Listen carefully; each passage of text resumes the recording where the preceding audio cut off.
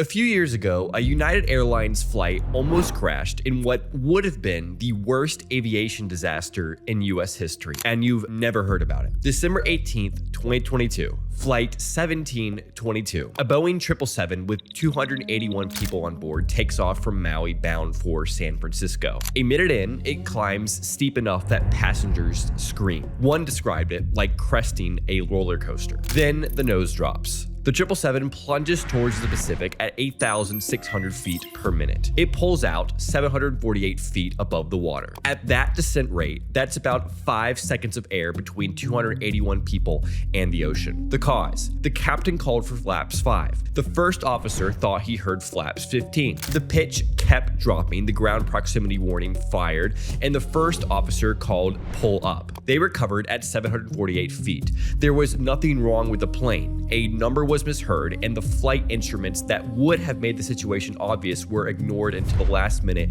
when the ocean became physically visible.